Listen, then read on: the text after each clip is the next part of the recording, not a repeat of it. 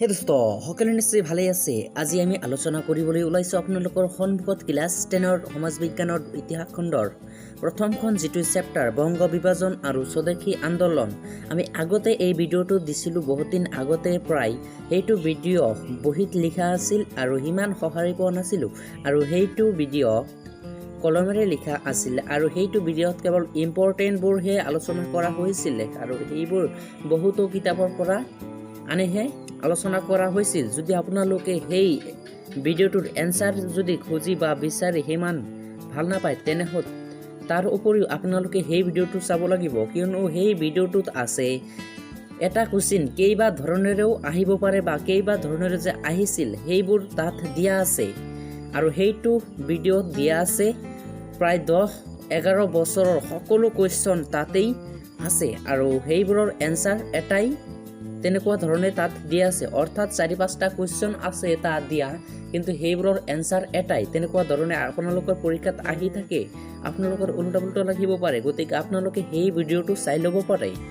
আৰু আপোনালোকৰ সন্মুখত লৈ আছোঁ আজি অন্য এটা ভিডিঅ', যিটো ভিডিঅ'ত আমি আজি আলোচনা কৰি দিম একেবাৰে অনুশীলনীৰ প্ৰশ্নোত্তৰ সম্পূৰ্ণ আলোচনা কৰাৰ উপৰিও 2015 চনৰ পৰা 20 চনৰ ভিতৰত যিবোৰ কুৱেশ্যন আহিছিল সেইবোৰ সহ আজি আলোচনা কৰি দিম। গতিকে ইয়াৰ পৰা কমন পোৱাটো খাটাং কৰিব আপোনালোকৰ পৰীক্ষাত।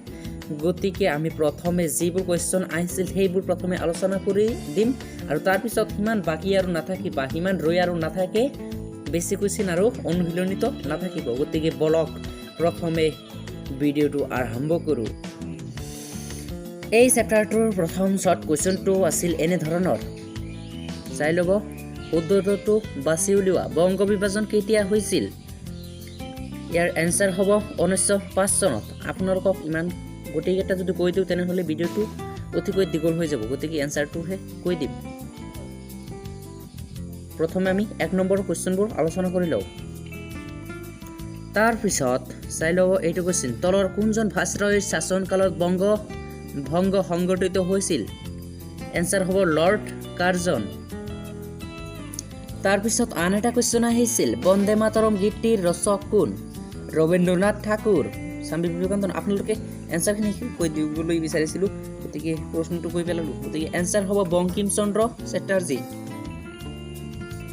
তাৰপিছৰ কুৱেশ্যনটো হ'ল বেংগল কেমিকেল স্থাপন কৰা ব্যক্তিজন আছিল? এনচাৰ হ'ব আচাৰ্য প্ৰফুল্ল চন্দ্ৰ ৰায়।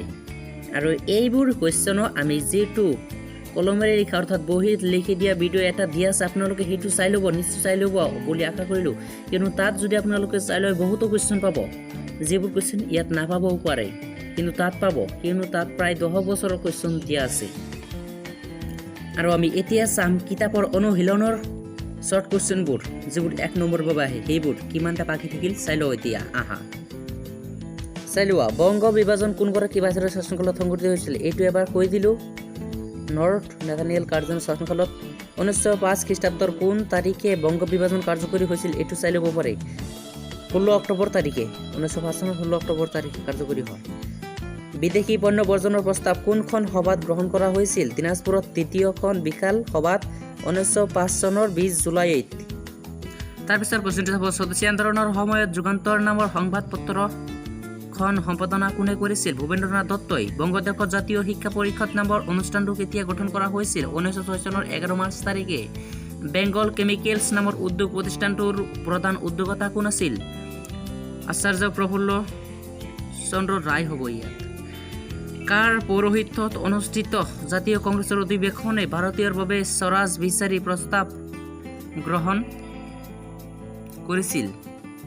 দাদাভাই নৌৰোজীৰ পৌৰোহিত্যত। বন্দিনী ভাৰত নামৰ নাটকখনৰ ৰচক কোন? অম্বিকাগিৰি ৰায়চৌধুৰী। বংগদেশৰ একত্ৰীকৰণ কেতিয়া হৈছিল? 1911 চনৰ 12 ডিচেম্বৰ তাৰিখে। এইখিনি আছিল 1 নম্বৰ বাবে যিবোৰ শ্বৰ্ট কুৱেশ্যন হয় সেইবোৰ। গতিকে বলক এতিয়া 2 নম্বৰৰ বাবে যিবোৰ মেট্ৰিক পৰীক্ষাত আহিছিল সেইবোৰ প্ৰথমে আলোচনা কৰি লওঁ।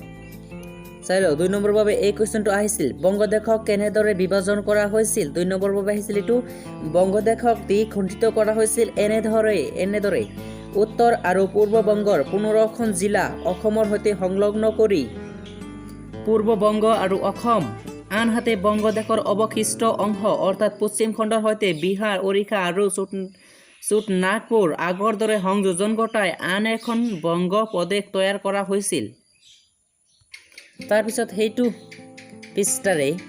সেইটো পৰীক্ষাতে আহিছিল আন এটা কুৱেশ্যন, বংগ বিভাজন বিৰোধী আন্দোলনে স্বদেশী আন্দোলনৰ নাম কিয় পাইছিল? চমুকৈ লিখিবলৈ দিছে 3 নম্বৰ বাবে আহিছিল, গতিকে এইখিনি লিখিব লাগিবই। 1905 চনত ব্ৰিটিছ ভাইচৰয় লৰ্ড নেথানিয়েল কাৰ্জনৰ শাসনকালত বংগদেশক দ্বিখণ্ডিত কৰা আৰু খণ্ডিত একাংশৰ অসমৰ সৈতে সংলগ্ন কৰাৰ প্ৰক্ৰিয়াটোকে ঐতিহাসিক বংগভংগ বুলি জনা যায়। জাতীয়তাবাদীসকলে বিভাজনৰ এই প্ৰক্ৰিয়াক ভাৰতীয় জাতীয়তাবাদৰ বাবে এক ভাবুকিৰ গণ্য কৰি জাতি, বৰ্ণ, ধৰ্ম নিৰ্বিশেষে প্ৰবল বিক্ষোভৰ সৃষ্টি কৰিছিল। বংগ বিভাজনৰ পৰিণতি হিচাপে বিদেশী বস্তু বৰ্জন আৰু স্বদেশী বস্তু গ্ৰহণৰ সিদ্ধান্ত জনসভাত অনুমোদিত হোৱাৰ পিছত এই আন্দোলন স্বদেশী আন্দোলন নামেৰে জনাজাত হয়। এইখিনি আপোনালোকে লিখিব। তাৰপিছত আহিছিল এইটো কুৱেশ্যন, স্বদেশী আন্দোলন দমন কৰাৰ উদ্দেশ্যে ব্ৰিটিছ চৰকাৰে কি আন্দোলন বিৰোধী কাৰ্যসূচী গ্ৰহণ কৰিছিল? তেনেহ'লে এইখিনি লিখিব। স্বদেশী আন্দোলনক দমন কৰাৰ উদ্দেশ্যে ব্ৰিটিছ চৰকাৰে বিভিন্ন কাৰ্যপন্থা হাতত লৈছিল। জাতীয় কংগ্ৰেছৰ উদাৰপন্থী নেতাসকলক ব্ৰিটিছ চৰকাৰ আৰোপিত উপাধি পদক আৰু পদ প্ৰদান কৰিছিল। ব্ৰিটিছ চৰকাৰে সকলো দেশীয় সংবাদ পত্ৰৰ ওপৰত সতৰ্কীকৰণ জাৰি কৰিছিল। হিন্দু আৰু মুছলমানৰ মাজত বিভেদৰ সৃষ্টি কৰিছিল। মুছলমানসকলৰ পৰা বংগ বিভাজনত তেওঁলোকৰ সহযোগ আদায় কৰিব বিচাৰিছিল। ইয়াৰ উপৰিও চৰকাৰে বংগভংগ বিৰোধী গণ আন্দোলনক খৰ্ব কৰাৰ উদ্দেশ্যে পুলিচ আৰু অন্য বাহিনীৰ যোগেদি হিংসা সন্ত্ৰাস চলাইছিল। এইখিনি লিখিব এই কুৱেশ্যনটোৰ এনচাৰ। তাৰপিছত কুৱেশ্যনটো চাব, বংগ বিভাজনৰ 2টা গুৰুত্বপূৰ্ণ ফলাফল উল্লেখ কৰা। তেনেহ'লে লিখিব এইখিনি। 1905 চনৰ বংগ বিভাজনৰ 2টা গুৰুত্বপূৰ্ণ ফলাফল হৈছে, ক নম্বৰত লিখিব বংগভংগৰ অসন্তুষ্টিত উত্তাপে প্ৰবল বিক্ষোভৰ সৃষ্টি কৰিছিল আৰু ই স্বদেশী আন্দোলনৰ জন্ম দিছিল।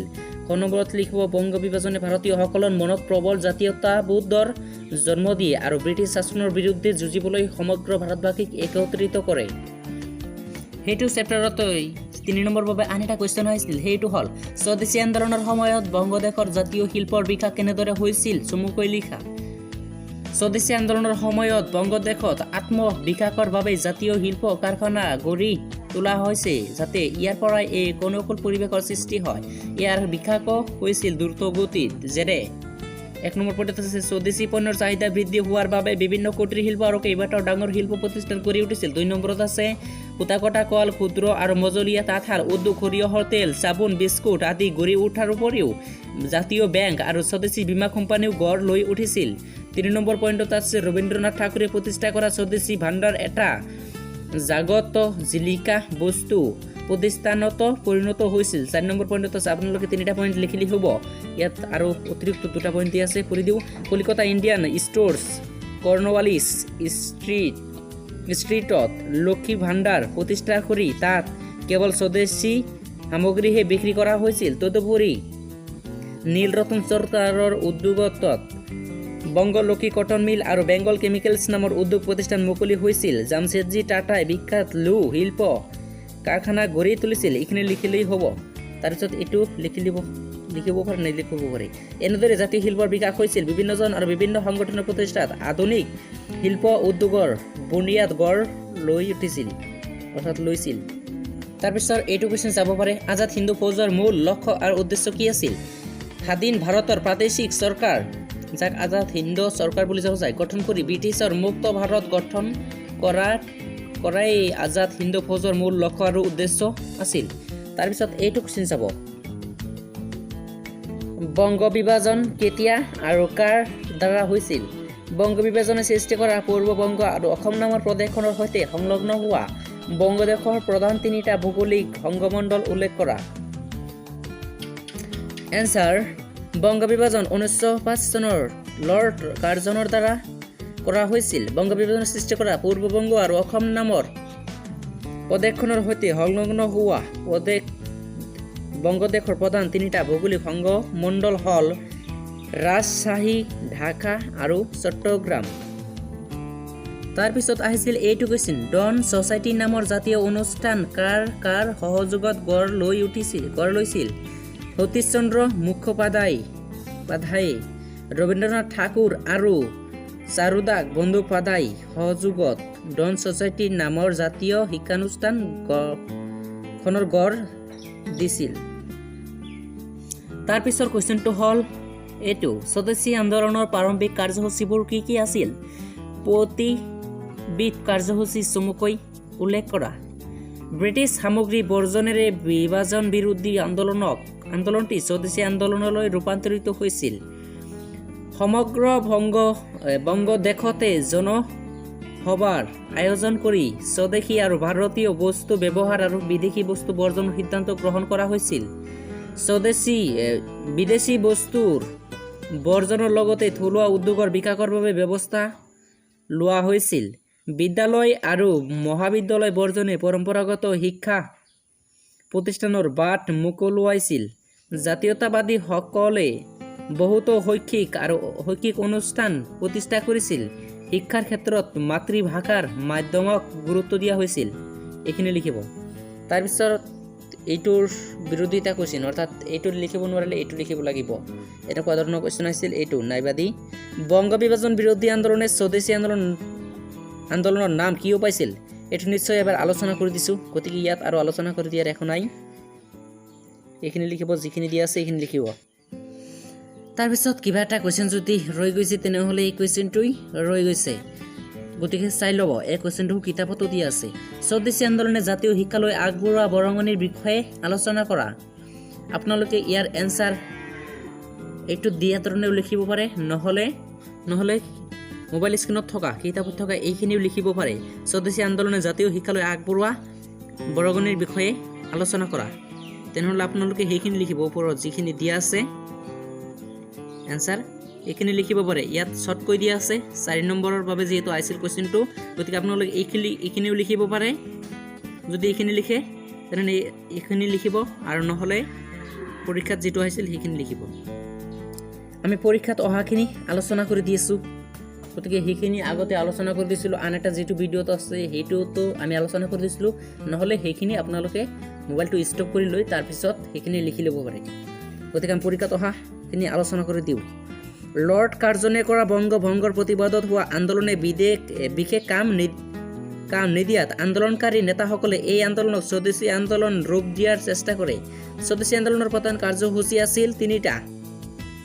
এইটো কুৱেশ্যন আপোনালোকে মনত ৰাখিব। স্বদেশী আন্দোলনৰ কাৰ্যসূচী কেইটা আছিল আৰু কি? স্বদেশী, বয়কট আৰু জাতীয় শিক্ষা, এইকেইটা হ'ল স্বদেশী আন্দোলনৰ কাৰ্যসূচী। ইয়াৰে জাতীয় শিক্ষা কাৰ্যসূচীৰ অধীনত আন্দোলনকাৰীসকলে ব্ৰিটিছে প্ৰদান আৰু প্ৰৱৰ্তন কৰা ইংৰাজী শিক্ষা বৰ্জন কৰি জাতীয় শিক্ষা অৰ্জনৰ প্ৰচাৰ চলাইছিল। প্ৰাচীন ভাৰতীয় শিক্ষা, সাহিত্য, সংস্কৃতি আৰু ভাষাৰ ওপৰত অধিক গুৰুত্ব দিছিল। আচলতে অতীতক লৈ গৌৰৱান্বিত হোৱা জাতীয় শিক্ষাৰ লগতে স্বদেশী আন্দোলনৰ অন্যতম প্ৰধান উদ্দেশ্য আছিল। তাৰপিছৰখিনি বিপিন চন্দ্ৰ পাল, ৰবীন্দ্ৰনাথ ঠাকুৰ, আব্দুল ৰছুল প্ৰমুখ নেতাসকলে ছাত্ৰ সমাজক চৰকাৰী শিক্ষানুষ্ঠান ত্যাগ কৰিবলৈ আহ্বান জনাইছিল। একে সময়তে সতীশ চন্দ্ৰ মুখোপাধ্যায় সম্পাদিত দি ডন পত্ৰিকাই কলিকতা বিশ্ববিদ্যালয়ক গোলামখানা হিচাপে অভিহিত কৰি ছাত্ৰসকলক সেই গোলামখানা ত্যাগ কৰি জাতীয় শিক্ষা গ্ৰহণ কৰিবলৈ আহ্বান জনাইছিল। সেই সময়ত বংগদেশত জাতীয় শিক্ষা বেছ প্ৰচাৰ হৈছিল।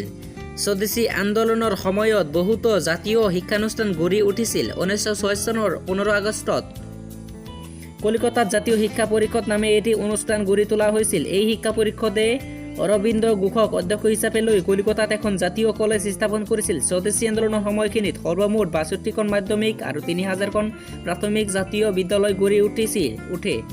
স্বদেশী আন্দোলনৰ সময়ত বংগদেশত জাতীয় শিক্ষা কাৰ্যসূচীয়ে বেছ আলোড়নৰ সৃষ্টি কৰিছিল। আপোনালোকে এইখিনি লিখিলে ভাল হ'ব নেকি? যিহেতু 4 নম্বৰ বাবে আহিছিল, এইখিনি লিখিব পাৰে, নহ'লে আকৌ এবাৰ দেখুৱাই দিলোঁ, এইখিনি লিখিব পাৰে। স্বদেশী আন্দোলনৰ জাতীয় শিক্ষালৈ আগবঢ়োৱা বৰঙণিৰ বিষয়ে আলোচনা কৰা। আপোনালোকে এইখিনিও লিখিব পাৰে। গতিকে এতিয়া আমি চাম অনুশীলনৰ যিটো কিতাপৰ যিটো অনুশীলনী আছে সেইটোত কি কুৱেশ্যন বাকী পৰিল, অৰ্থাৎ এৰি আহিলোঁ। গতিকে সেইবোৰ এতিয়া চাম। বংগ বিভাজনৰ সৃষ্টি কৰা পূৰ্ববংগ আৰু অসম নামৰ প্ৰদেশখনৰ সৈতে সংলগ্ন হোৱা বংগদেশৰ প্ৰধান 3টা ভৌগোলিক সংগমণ্ডল উল্লেখ কৰা। এইটো এবাৰ আলোচনা কৰি দিছোঁ, যিহেতু এইটো পৰীক্ষাত আহিছিল। তাৰপিছত বংগ বিভাজন অন্তৰ্নিহিত উদ্দেশ্য কি আছিল? এইটো এটা পইণ্ট দি আছে, 1 নম্বৰ বাবে আহিব পাৰে। বংগ বিভাজন অন্তৰ্নিহিত উদ্দেশ্য আছিল হিন্দু মুছলমানৰ মাজত একতা ভাঙি দিয়া, এইটো লিখিব। তাৰপিছত বংগ বিভাজন বিৰোধী আন্দোলনৰ স্বদেশী আন্দোলন নাম কিয় পাইছিল এইটো আলোচনা কৰি দিয়া হৈছে, অৰ্থাৎ মেট্ৰিক পৰীক্ষাত এইটো আহিছিল। স্বদেশী আন্দোলনৰ জাতীয় শিক্ষালয় আগবঢ়োৱা বৰঙণিৰ বিষয়ে লিখা, সেইটোতো কৈ দিলোঁ এতিয়া, এইটো আহিছিল। স্বদেশী আন্দোলনৰ সময়ত বংগদেশৰ জাতীয় শিল্পৰ বিকাশ কেনেদৰে হৈছিল এইটো আহিছিল পৰীক্ষাত, পইণ্ট কৈ লিখি দিয়া হৈছে, সেইখিনি লিখিব। স্বদেশী আন্দোলন দমন কৰাৰ উদ্দেশ্যে ব্ৰিটিছ চৰকাৰে কি আন্দোলন বিৰোধী কাৰ্যসূচী গ্ৰহণ কৰিছিল এইটো আহিছিল পৰীক্ষাত। তাৰপিছত এইটো কুৱেশ্যন কৰি দিয়া নাই, স্বদেশী আন্দোলনক কেন্দ্ৰ কৰি ভাৰতীয় জাতীয় কংগ্ৰেছৰ কি পৰিৱৰ্তন সংঘটিত হৈছিল, যদি আহে এইটো আপোনালোকৰ বাবে 3 নম্বৰ আহিব পাৰে, যিটো অহা নাই আহিব পাৰে। স্বদেশী আন্দোলনক কেন্দ্ৰ কৰি ভাৰতীয় জাতীয় কংগ্ৰেছৰ বিভিন্ন পৰিৱৰ্তন সংঘটিত হৈছিল। 1985 খ্ৰীষ্টাব্দৰ পৰা 1905 খ্ৰীষ্টাব্দলৈকে ভাৰতবাসীৰ কেৱল আৰ্থিক আৰু সামাজিক উন্নয়নৰ ওপৰত মনোযোগ দি অহা জাতীয় কংগ্ৰেছে বংগভংগক কেন্দ্ৰ কৰি ভাৰতৰ জাতীয় জীৱনত এটা বৃহত্তম অনুষ্ঠান হিচাপে আত্মপ্ৰকাশ কৰাৰ সুযোগ লাভ কৰিছিল।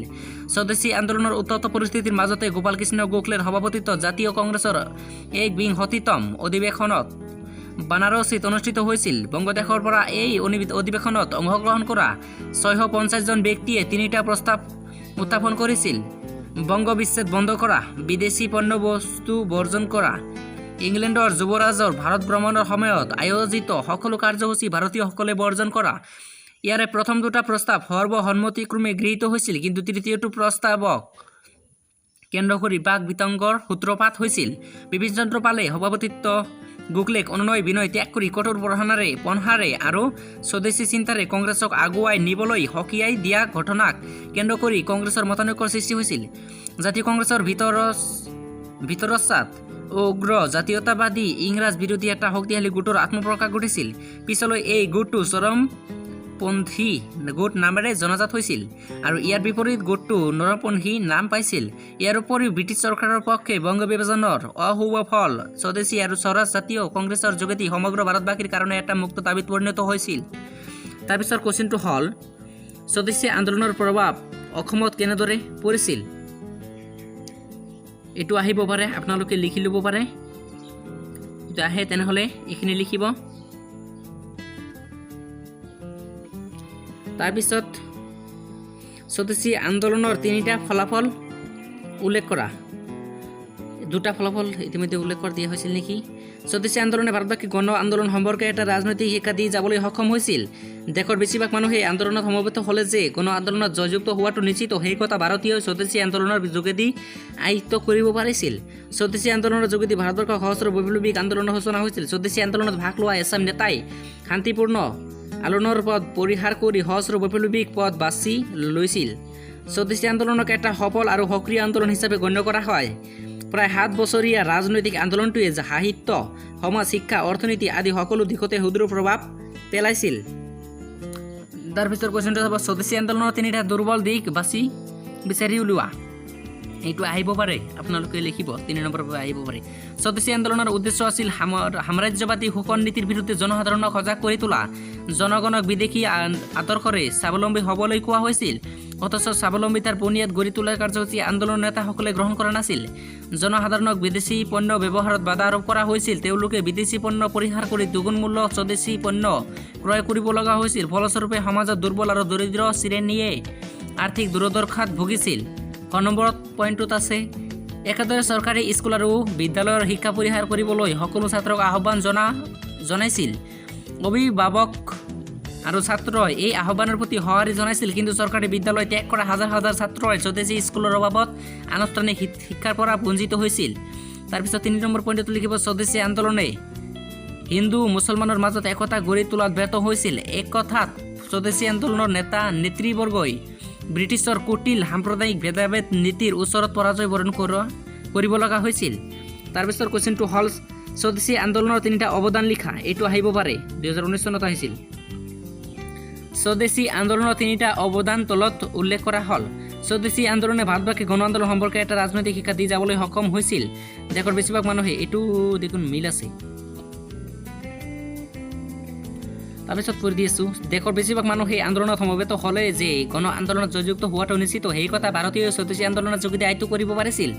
ভাৰতীয় জাতীয় কংগ্ৰেছে আৰম্ভণিৰে পৰা নিবেদনৰ মাজেৰে সহনশীল চিন্তাত বিশ্বাস ৰাখি ব্ৰিটিছ চৰকাৰৰ ওচৰত ভাৰতীয়ৰ উন্নতি আশা কৰিছিল। বংগভংগ কেন্দ্ৰ কৰি জাতীয় কংগ্ৰেছৰ চিন্তাকৰ্মত পৰিৱৰ্তন সূচনা হৈছিল। একমাত্ৰ গণসংগ্ৰামৰ যোগেদিহে ভাৰতীয় উন্নতি সম্ভৱ। এই ভাৱনা স্বদেশী আন্দোলনে জাতীয় কংগ্ৰেছক প্ৰদান কৰিছিল। স্বদেশী আন্দোলনৰ মাজেৰে ভাৰতীয় ব্ৰিটিছ চৰকাৰৰ ওচৰত স্বৰাজ দাবী কৰাৰ সুযোগ লাভ কৰিছিল। স্বদেশী আন্দোলনত তীব্ৰ উত্তেজনায় জাতীয় কংগ্ৰেছক দাদাভাই নৌৰোজীৰ পৌৰোহিত্যত অনুষ্ঠিত কলিকতা অধিৱেশনত পোনপ্ৰথমে ভাৰতীয়ৰ বাবে স্বৰাজ দাবী কৰি প্ৰস্তাৱ গ্ৰহণ কৰিবলৈ বাধ্য কৰিছিল। এইখিনি আহিছিল নহয়, এইবোৰ আহিব পাৰে। গতিকে আৰু কেইবাটাও কুৱেশ্যন আছে, সেইবোৰ চমু টকা আপোনালোকে সেইবোৰ চাই ল'ব পাৰে, চাই ল'ব ভাল, যিহেতু 100% কমন পঢ়াৰ সম্ভাৱনা থাকে। গতিকে আপোনালোকে চাই ল'ব পাৰে এইবোৰৰ বিষয়ে। Kaviguru Rabindranath Thakur, Margaret Elizabeth Noble, ভগিনী নিবেদিতা, নৱাব সলিমুল্লাহ, শ্বহীদ ক্ষুদিৰাম, লাল বাল পাল, এইটো আহি থাকে লাল বাল পাল, অম্বিকাগিৰি ৰায় চৌধুৰী, এইবোৰৰ বিষয়ে আপোনালোকে চাই ল'ব পাৰে। ইয়াত দি আছে, আপোনালোকে চাই ল'ব, লিখি ল'ব। গতিকে ইয়াতো দি আছে, এইকেইটা আপোনালোকে ভালদৰে চাই ল'বলৈ চেষ্টা কৰিব। চমুটো কাপোৰ পঢ়িলেই হ'ব ভালদৰে। তেনেহ'লে আমি এইখিনিতে আমাৰ ভিডিঅ'টো সামৰিছোঁ। আৰু টোপনি আহিছে নেকি আপোনালোকে? ভালদৰে পঢ়িব, সকলোৱে পঢ়িব, ভালদৰে ৰেজাল্ট পাব মই আশা কৰোঁ। আৰু মই যিবোৰ ভিডিঅ' দি থাকোঁ আপোনালোকে চাই ল'ব পাৰে। গোটেইখিনি আপোনালোকৰ বাবে অতি দৰকাৰী হয়। আৰু এই চেনেলখনত ডাইৰেক্ট মেইন চেনেলখনত যাওক আপোনালোকে, যিটো মোৰ ফটো আছে তাত ক্লিক কৰক, সকলোবোৰ ভিডিঅ' তাত পাই যাব। যিটো হোম লিখা আছে, হোমৰ ছাইটত লিখা আছে আপোনালোকৰ, যিটো ভিডিঅ' বুলি লিখা আছে তাৰ ছাইটত প্লে লিষ্ট বিভিন্ন লিখা আছে। যিটো ভিডিঅ' আছে তাত ক্লিক কৰিলে যিবোৰ ভিডিঅ' দিয়া আছে সকলোবোৰ আহি পৰিব। আৰু এটা ছাবস্ক্ৰাইব কৰিবলৈ নাপাহৰিব, কিয়নো যদি আপোনালোকে এনেধৰণৰ ভিডিঅ' পাব খোজে তেনেহ'লে আমাৰ চেনেলটো ছাবস্ক্ৰাইব কৰিবলৈ নাপাহৰিব, কিয়নো সদায় আমি এইবোৰ ভিডিঅ' দি থাকোঁ। আৰু আমি যিহেতু আপোনালোকে চাই ল'লে, একেলগে কেইবাটাও আলোচনা কৰি দিলোঁ, একেবাৰে অনুশীলনী গোটেইকেইখন কুৱেশ্যন, আৰু তাৰ লগতে আলোচনা কৰি দিলোঁ যোৱা 5 বছৰৰ কুৱেশ্যন এনচাৰ। গতিকে এনেধৰণে ভিডিঅ' আৰু ক'তো নাপায়, দুটা কাম একেলগে হৈ গ'ল। গতিকে সামৰিছোঁ ভিডিঅ'টো, আৰু সকলোকে ধন্যবাদ জনাইছোঁ। আৰু ঈদ আহিল, সকলোকে ঈদৰ বাবে শুভেচ্ছা থাকিল। আমাৰ ঘৰলৈ আহিব, ধন্যবাদ।